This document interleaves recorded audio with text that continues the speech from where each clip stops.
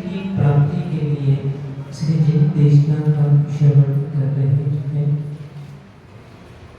यहाँ श्लोक क्रमांक 24 में आचार्य भगवत 12 व्रतों की व्याख्या कर रहे हैं।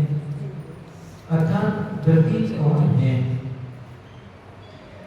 5 अणुव्रत, 3 गुणव्रत, 4 सक्षा व्रतों का पालक व्रती है यदि उसके अंदर माया मिथ्या निदान संग नहीं है तो।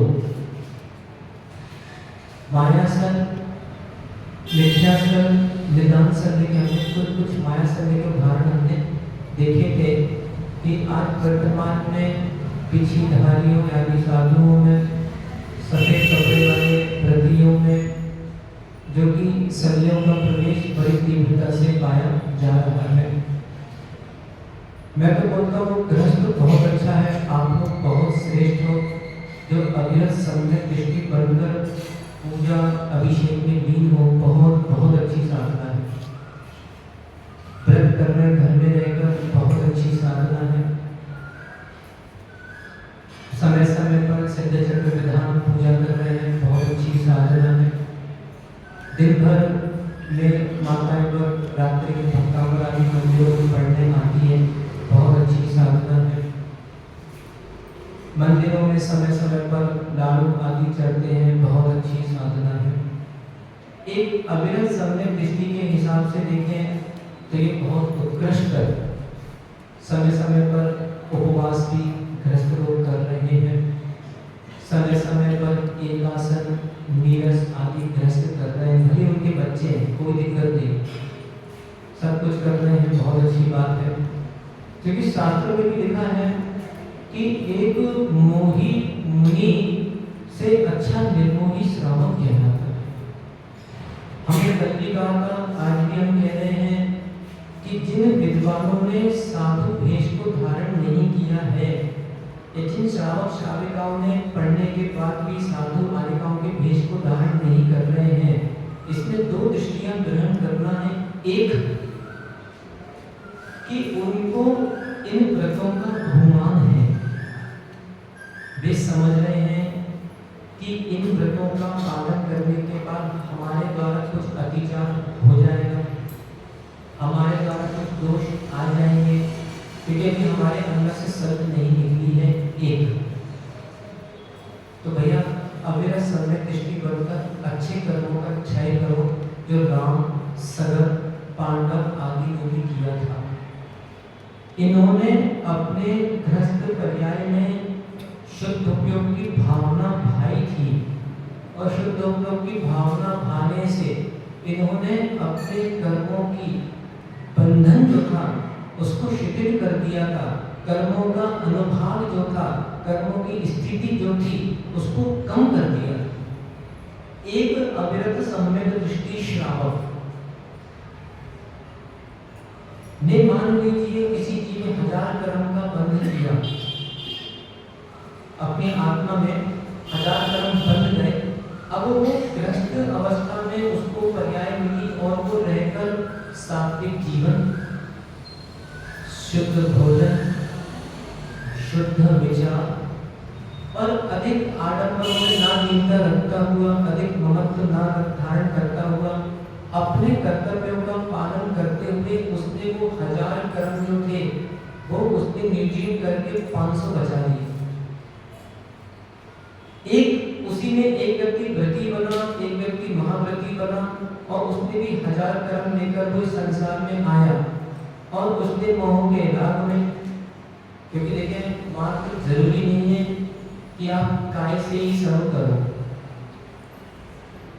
मन से भी क्रिया होती है, वचन से भी क्रिया होती है, और काय से भी क्रिया होती है। मोह के लीनता के कारण, आसक्तियों के कारण आदि पता चला कि 1000 कर्म का बंध था, होलसेल का घाटा लग गया। मनुष्य पर्याय धारण करके व्रती बन गए, महाव्रती बन गए, पर जीवन में शल्य नहीं, और पता चला 1000 जो कर्म मतलब वो 500 या 1500 हो गए। क्योंकि साधु जीवन में व्रती में होलसेल का घाटा लगता है। पड़ा हुआ तीव्र मंत्र ज्ञाता ज्ञान भाव अधिकरण वीर विशेषण तद विशेषण। तो सबसे पहले तो जिन लोगों ने अनेक समय से स्वाध्याय जो कर रहे हैं, जो अनेक समय से विद्वान हैं, पंडित हैं आदि आदि, चाहे राष्ट्रीय उद्योग परिषद के लोगों में ही के भी हो, यदि उन्होंने साधु पर्याय को धारण नहीं किया तो कहीं ना कहीं उन लोगों के अंतरण में जो ग्रंथ पढ़े, ग्रंथ पढ़ने का बहुमान रहा होगा कि अरे इतना तो हम पालन ही नहीं कर पाएंगे, इतना हम कर ही नहीं पाएंगे, तो होलसेल का घाटा लगाने से क्या लाभ। तो ये काम करो, साधुओं की सेवा करो, अपने घर में संयम का धारण करो और गृहस्थ बन के रहो। एक व्याख्या तो हमारी ये हो गई, बात समझ आ गई, बहुत सरल समझ आ गई। एक व्याख्या ये हो गई। दूसरी व्याख्या कि एक पुरुषार्थहीन, ठीक है, सम्यक दृष्टि जीव जो होता है वो उदासीन भी होता है, और सम्यक दृष्टि जीव जो होता है वो उत्साही भी होता है। सम्यक दृष्टि को उदासीन रहना चाहिए, सम्यक दृष्टि को उत्साही रहना चाहिए, दोनों व्याख्या की शास्त्रों में। अर्थात उसको अपने क्रियाओं के पालन में तो उत्साही रहना चाहिए है, पर जो उसकी योगी नहीं है उसमें उसको उदासीन रहना चाहिए। अब भक्त जिन्होंने धारण कर ली, अब थोड़ा सा सिद्धांत क्या है। निसंदेह प्रति, सूत्र क्या है? निसंदेह प्रति। व्रती की दो परिभाषाएं हमको ग्रहण करना है। जिसके पास व्रत है वो व्रती, जो शल्यों से रहित है वो व्रती। दो परिभाषा हो गई। जिसके पास व्रत है वो व्रती, जिसके पास शल्य नहीं है वो व्रती। कुछ हमने माया शल्य देखी थी। आप देखो बहुत सारे प्रवचनकार देश में हैं, बहुत सारे प्रवचनकार हैं। श्रावकों को रिझाने के लिए भाषण देना, ये माया शल्य में चला जाता है। आगे हम कितने सारे डॉक्टर टीवी पे भी आते हैं, सर ढच के आएंगे, बढ़िया पाउडर क्रीम लगा के, बाल बाल अच्छे ब्यूटी पार्लर में जाएंगे, उसके बाद फिर माइक के सामने बैठते हैं, उनके आसन भी बढ़िया सजे रहते हैं, बहुत कुछ करते रहते हैं, और मात्र जनता को रिझाने के लिए। साधु अध्ययन करता है भेद विज्ञान के लिए, और फिर उसके मुख से वो प्रवचन निकल जाता है, वो प्रवचन कर लेता है। अर्थात शास्त्रों का अध्ययन करना मात्र जनता को रिझाने के लिए, चलो भैया इनको अच्छे प्रवचन हो तो ये हमारी नाम लेंगे, वाक्य महाराजाएं हैं, बढ़िया प्रवचन करते हैं, आदि आदि, ये सब माया शल्य में चला जाता है। दूसरों को ठगने की भावना है, तो ये सब व्रतियों के पास नहीं होना चाहिए। मिथ्याक्षर में अब मन तो लग नहीं रहा। अब हमारे बुजुर्गों ने कहा है अब चलो भैया व्रतों को पालन करो, व्रत पालन कर रहे हैं, पर उनको व्रतों के फल के प्रति विश्वास नहीं। ले तो लिए, मुनिराज ने देशना दी थी, साधु ने देशना दी थी, तो चलो भैया व्रती बनना चाहिए, व्रती बनना चाहिए, व्रती बन गए। अब मन में क्या है? मन नहीं लग रहा, क्या व्रत जबरदस्ती सबसे अच्छा जीवन है ना। आपको आज के समय बहुत सारे ऐसे लोग हैं, बोले सब फालतू है, बढ़िया अपना खाओ पियो, 2 टाइम भोजन करो, भगवान का भजन करो, ये जीवन ज़्यादा अच्छा है, ये व्रती बनने से कोई मतलब नहीं। एक आर्यका माँ मिली थी हमको, बहुत पहले की बात थी, लगभग 2011 की बात बता रहे। जरूरी नहीं है कि जो व्रती बन गए या महाव्रती बन गए उनको अपने जीवन में आनंद आ रहा। संसार बहुत सारे लोग अपने लिए कपड़े पहन के चले गए, उनको नहीं आनंद आया। बहुत सारे ऐसे भी देखा गया कि उन्होंने साधु भेष में पानी पी लिया, साधु भेष में भोजन कर लिया, अपने बहुत सारी चीज़ देख ली, सबको सब पता है, हो जाता है, हो जाता है। एक माता जी मिली, देखो बातें करने वाले आए हो, ये प्रवचन सुनने आए हो। एक बहुत पहले माता जी मिली थी, 2010 में, और मणिया जी ने, जब हम स्वयं मुनि क्षमा सागर महाराज जी के दर्शन करने आए थे, उस समय 2009 की बात है, जब हम घर छोड़ना था तो क्षमा सागर महाराज जी, जब हम 7वीं या 8वीं कक्षा में पढ़ते थे, सन 96 के आसपास की बात है। उस समय हमारी उम्र लगभग रही होगी, कितनी रही होगी, 6 साल, 12-13 साल की। तो उस समय पूज्य मुनि क्षमा सागर महाराज जी ग्वालियर के नया बाजार मंदिर में आए थे। उस समय हम ग्वालियर में रहा करते, 84 से 94 हम ग्वालियर में रहे। उस समय महाराज जी ग्वालियर आए थे, 94 के आसपास की बात थी। उस समय क्षमा सागर महाराज जी थे, एक महाराज जी और थे, उनका नाम हमको नहीं मालूम और कौन था। दूसरा अपने दलपतपुर वाले जो सुमति सागर महाराज जी जिनकी समाधि हो गई, अरविंद भैया, वो उस समय ब्रह्मचारी थे।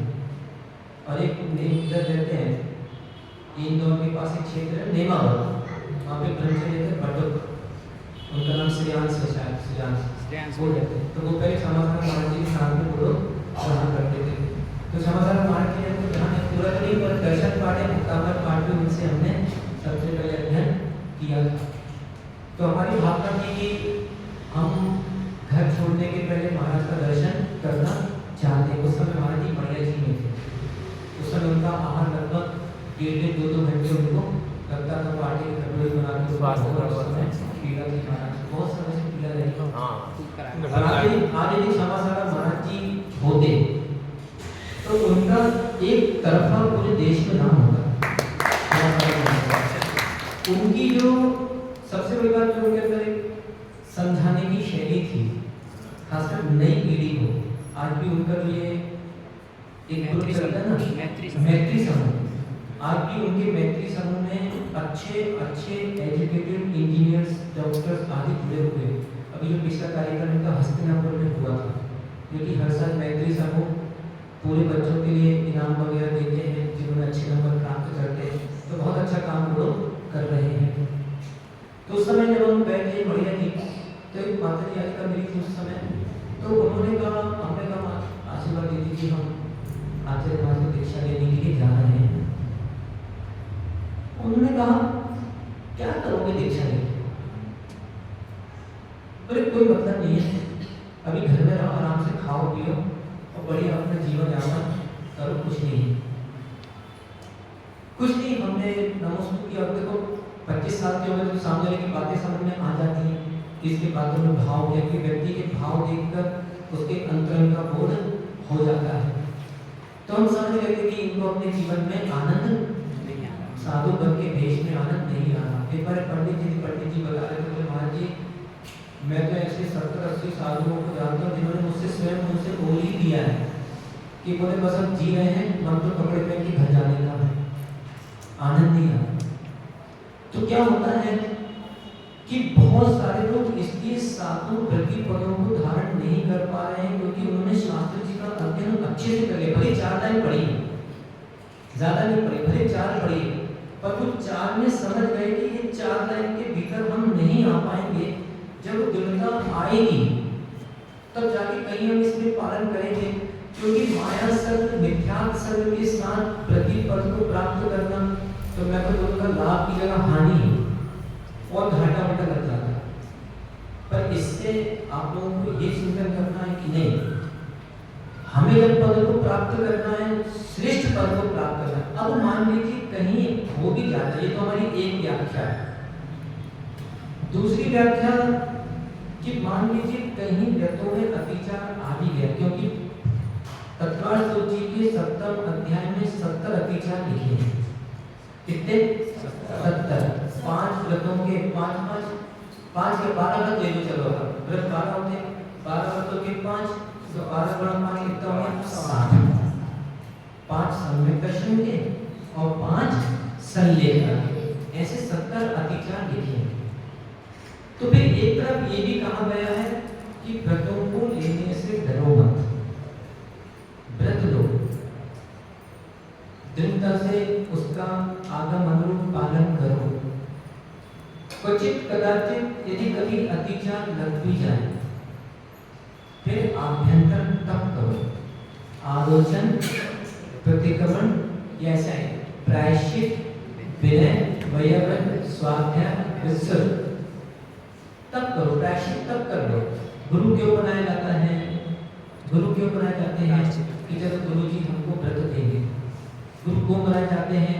कि गुरु जी आपसे जब व्रत लिए थे तो हमारे द्वारा इसमें थोड़ी सी कहीं ना कहीं अतिचार लग गए, तो आप उसके लिए हमको प्रायश्चित आदि दे दीजिए।